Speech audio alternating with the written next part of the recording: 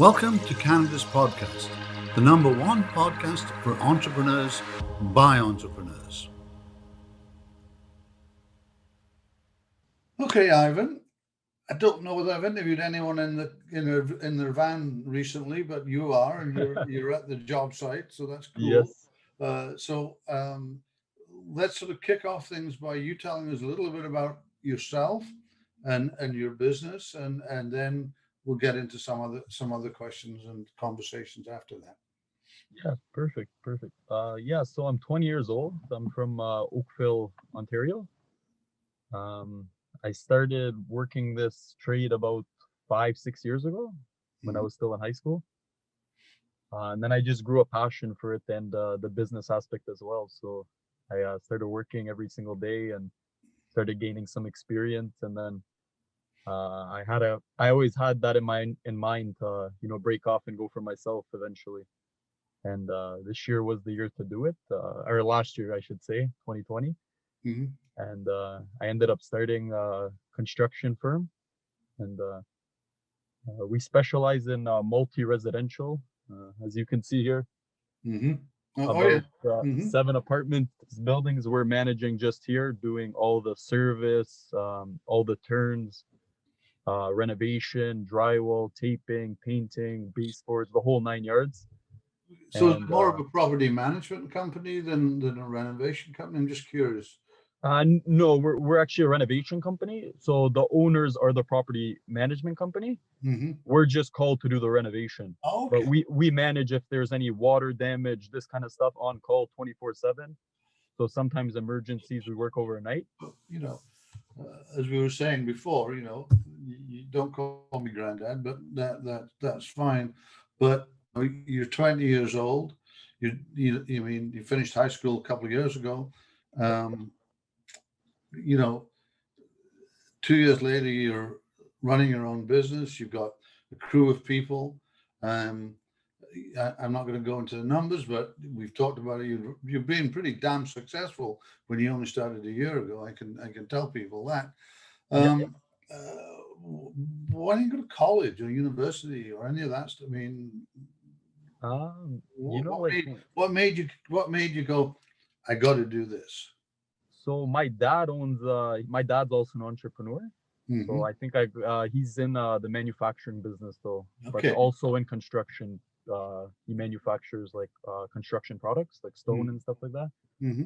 So when I started working in it, I saw there was so much growth to be had for anybody wanting to get into the business. Hmm. And I already had a knack for the business because I really did like working the job when I started, and I started before I was even in grade 10. So I always thought this was going to be the next big thing for me. So I mean, but many people would say, so you do high school, and then you get like 4 or 5 years to kind of screw around and you know and do stuff you shouldn't do. Why? Yeah, for sure. What the heck is boom? You know, a year out of high school and you're starting this. Yeah. It's you know, maybe I'm old school, but it's kind of weird. From No, it's just I don't even know other words to put it. I loved the job. I loved growing the business. It wasn't even so much for the money that was coming in. It was more for just the way we ran the jobs, which escalated for us to grow. Like, it led to for us to grow because we worked so hard and we we uh we tried doing the best job every chance we got the opportunity to show our work. Mhm. And that escalated for our growth, right? So we started just myself in, I would say, just under a year ago. I started myself, and now we have about 10 employees full time, Hmm. 3 commercial vehicles, warehouse, and the whole 9 yards. And Okay. So what's the best thing that you found about being an entrepreneur? there's more downside that people don't talk about. Okay, go Like, for it. Talk. people think, oh, the upside. I'm still on the downside. I'm still working so much, working around the clock. The one thing is that you do pick your own schedule, but if you are trying to succeed, you are working even more than you want, right? Yeah. um some days I'm putting in 16, 17, even 18-hour days. and then I'll get a call in the morning, emergency, and I like to attend to it myself, not even Mhm. just the crew. I would like to go to it myself, and just to meet with the management companies, just to make sure we're keeping them happy, and then they can tell other management companies, and then we can grow together. Yeah, okay. You know, but in terms, you didn't really. Well, I really wanted to sort of find out. You talked about the downside, but there must be an upside of being independent. You know, being the boss, having a workforce of 10. What's the up? I mean, there must be. You know, you still I know you've had a crazy year or so building. Yeah. You know, but there must be an upside for you to keep doing it because you could stop it. You know. No, no, for sure. Yeah, there is an upside. There's obviously an upside to, you get financial freedom. Hmm. You're making most likely more than you would if you were working for somebody. You have more time on your hand if you can manage, if you have good time management skills.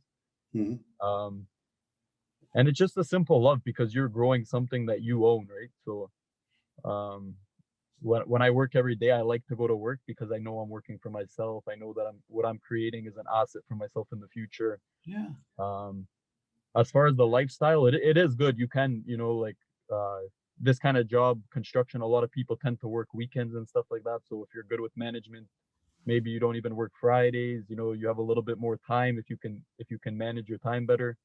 And nobody can tell you, right? You have to go at 9 o'clock to 5 o'clock every single day. So you're a little bit more lenient on your schedule time.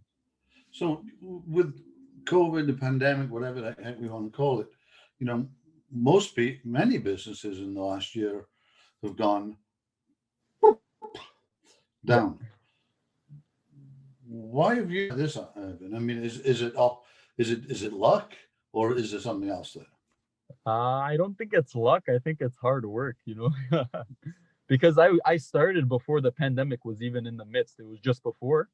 Mhm. I would say we're like about a year. I think I started the business in early January, so the Mhm. pandemic hasn't really had an effect since the start of the company. We were still really good. Um, I think it's the renovation business and the construction business actually was actually growing during the pandemic because a lot of people were working at home and Mhm. they saw stuff to be done in their home. Mhm. So that was actually a big aspect of our growth, and I think in during the pandemic. So I think that actually helped us instead of for restaurant businesses and retail and stuff like that. That's That's been true. Yeah. demolished. Yeah, that's right. Um, So so I'm sure in the last year you've hit some kind of unexpected challenges. Um, have you kind of put something in motion to handle those challenges? Have you got any good sort of experience that you can pass on? yeah, I do. I like like when I started, I was kind of more like, oh, I acted like we were bigger than we were. To say I would, anytime I saw somebody I wanted to hire, I would tell them we would hire them without even having enough work. But I wouldn't tell anybody. I would just keep that to myself. So that was a challenge for me because I wanted to grow so fast. Not that I wanted to grow so fast, but when I saw somebody I liked and I saw the way he worked, and he asked me, "Oh, can we have a job? Can I have a job for you and stuff like that? Can I work for you?" And I offered them, if I liked them a lot, I would offer them even not knowing if I would have the work, but it ended up just scaling. I would work even harder to make sure we had those contracts and everything in motion. But Hmm. as far as like a decline, there's been weeks and even months that have been a little bit slower, and we weren't pulling in as much capital as much revenue as I would like. Hmm. And we I would just work harder trying to make everything better, trying to save on material, try to work on our marketing schemes um, to make the phones ring more, just to make sure we had enough clientele to keep everybody busy and to keep us profitable and to keep us growing in a good motion. So there hasn't been too many ups and downs, luckily, but there has been a few, dreadful months that haven't been the best, right? Um, I think every business faces that though. Oh yeah, yeah. Well, what's the best piece of advice you've ever received that Um, you're using now? um, my best piece of advice, and it's probably not going to sound the best because I heard it from somebody. Not the best product is sold the most. Mm-hmm. So, and that's the same with this business. There is the best people, but sometimes they're not a big company. They're just 2, 3 guys, and they'll do the job better than the company with 20, 30 guys. Mm-hmm. But they're not advertised the same. So I think it all relates back to marketing. Mm-hmm. You want a business, your marketing's got to be number one, Mm-hmm. and your management's got to be close to number one as well. So Mm-hmm. I think that's my best piece of advice. Work on marketing, learn how to do the job. But if you want to go for yourself, your marketing, and you have to have so much. You have to be so informative about the job and so informative about marketing to make sure that you guys are going to succeed. I don't think there's any other way to do it. Mm. So, if you weren't doing this, what would you be doing instead? Um, oh, as far as if I wasn't doing the trade or the company? Mm-hmm. Yeah, if you, I mean, is there something else that kind of is there Mhm. that might be good? Yeah, well, I was an athlete in high school. I played soccer and everything, and when I was young, I was good. I always thought, oh, maybe I could go to Toronto FC and this kind of stuff. Yeah. Play professionally, but I was never that good, I guess. So that dream kind of died when I went to high school. You kind of realize, oh, you're not even in the same room as those guys, or even close to. So that dream kind of died down early. But as far as other careers, I never really wanted to be anything else. Mhm. I think I started so young that I got it, and I liked it. When I was young, I used to always watch buildings get built and renovation and Okay. construction and development, and I loved it. So Mm-hmm. Okay. All right. Just some quick questions. I ask people: are you a morning or a night person? Sounds like you're like 18-hour a day person. I'm Philip. I'm both. I'm morning. I'm early morning. I'm 5:30 a.m. in the morning up, and I'm sometimes 2 a.m. in the night Yeah. going to bed, or 2 a.m. in the morning also going How to the bed. heck do you keep up the stamina? You, Even though you're only 20, I mean, at 20 you do get tired, yeah, you do. For sure you do. But I don't know. I'll balance my schedule. Let's say let's say it was a Friday and I thought, oh, maybe we were gonna go with a couple of friends and go out and stuff like that, and I was staying up late. Maybe I could start a few hours later on a Saturday, But Right. during the week, if I end up making that kind of choice, I won't, I won't risk my work ethic and getting up at that time to be on the job to make sure everything's running smoothly. So, um, as far as balancing, I think I'm still young, so I'm a little bit more flexible with getting up, and you know, I can do a little bit later nights and earlier mornings, Hmm. but that's it. So if you had to pick one word to describe yourself, what would it be and why would it be that word? I would say unstoppable, and the Good. reason That's a really good word. Yeah. and I would say that is because I've been told so many times, even by relatives and stuff like that. They say, oh, like they see you and they say, oh, you're growing too quickly, and some, like, I've had some bad things, like with happen in my career. Maybe I'm not describing it in the best way, but I've had some downs where it's been like been problems, like getting up the next morning. I said, oh, is it really worth it? Hmm. Oh, Hmm. we're not making that much money this week. Oh, it's so much stress, and Hmm. not enough end result there. And at the end of the day, like, I kept going, and I feel like it would take like an army to get me down to the point where I won't go back to work. So, and to get back up into, like, and that all relates back to mental health as well, right? Because this all goes back down, when somebody's going through something, and Hmm. then stuff at work's affecting them, and then it can kind of spiral, cause a spiral effect on them to go downwards in the way they operate. They're not working as much. They're getting a little lazier. They're letting things fly that they shouldn't as well. Hmm. And I feel like, for me, like, I've never had that case, at least in the last year, especially when I started. I've always, even on those down days, because everybody has down days, I've been just striving to get back up and to just keep on keeping on. Interesting. Um, I'm sort of still sort of trying to get this magic of how you can grow your. I mean, is there something that I've missed that says, how do we get from zero in January 2020 to XXX zeros, and how many people, 10 people or whatever on Yeah. on payroll? Was that just energy? Was it contacts? Was it Um, I mean, how did you get there? I think it's you really know, good for others that, younger people that are thinking of diving mhm. into their own business to understand that. That yeah, for sure. So I've always heard, I think you've heard the expression as well. It's not what you know, it's who you know. Yeah, absolutely. And that's completely false, especially for most entrepreneurs. They'll realize that once they start scaling the business, Mhm. you can become a person that people want to know. So even if you start with one contract and you get, there's always a little bit of luck in play, in my opinion.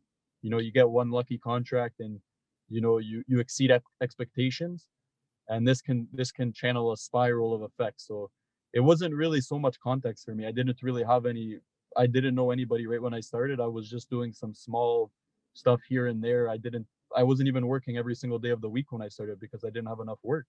Mhm. So it wasn't context for me. It was more energy, and I would say just just grinding, to put it in the modern way. Mhm. Just working every single day, trying to do our best. I Mhm. worked with the marketing. I'm a really good marketer. Like I market on a lot of platforms and stuff like that Mhm. to try gain new customers. And then with the existing customers, they help us as well because they give us more work or they recommend us. So um, our business is a little bit different than a person that's going into, let's say, I don't know, selling products and stuff. Mhm. Because a lot of the time they're looking for a new person every time. Mhm. For us, we have a lot of reoccurring customers. As you see here, we're working on 8 buildings. Mhm. These are reoccurring customers for us. So they own maybe another 40 buildings. And with other companies as well, we just start with them with a few buildings. And once they realize they like us more than possibly the current people that are servicing them, we end up, overriding all the contracts and growing that way as well. So I feel like that's been like a huge play for us. And yeah, that's it for. What's apart from work? I get that. What's keeping you up at night? I mean, is there is there anything that's keeping you up at night apart from work? Um, to be honest, no. There's like there's this year has been kind of hard. I do like going out. I do like interacting with others. I do like going to social places to have fun.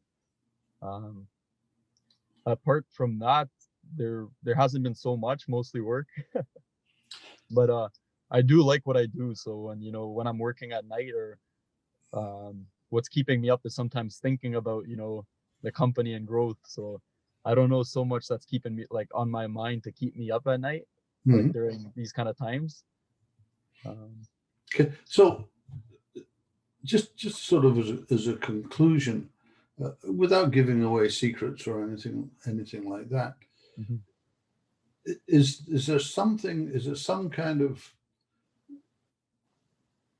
approach that young entrepreneurs should take to get them success? Because a lot of people slide in and out of entrepreneurship and ventures at the beginning of their careers, and I just wondered if there's something, as I said, without giving any of your kind of own ingredients too much, Yeah. is it something you can pass on to others? Yeah, for sure, for sure. So I think the main thing is finding common interest with what you want to do. If you're an entrepreneur and you can sell stuff, manage stuff, like you have a business side to yourself, I Hmm. think the best thing to do is find something you really really really like. So I like this, so that's why dived into this business and I was able to succeed in it. That's what I Hmm. truly believe. Like forget the marketing and everything else. I really, really liked what I'm doing, and I really do like what I'm doing now. Yeah. And I think that's the biggest ingredient in success. If you don't want to sell something, or you don't want to do what you're doing right now, you're not going to grow it. It's just not going to happen. Or even if you do, it's not going to be as easy for you.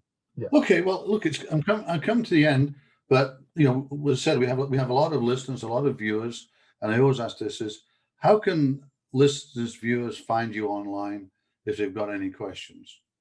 Yeah, they can reach out to me, direct message on Instagram, or they can even email me at my email. Should I mention it now, or? Yeah, yeah. Yeah, so Ivan Total Pro Home Services at gmail.com, or they can direct message me on Instagram at Ivan B Maric, and they can direct message me, ask me any questions. I'm sure to respond and help anybody out I can. That's great, Ivan, and that's wonderful. I really enjoyed the interview, and thanks for coming on Canada's podcast. Really appreciate it. Yeah, thank you, Phil. Appreciate it a lot.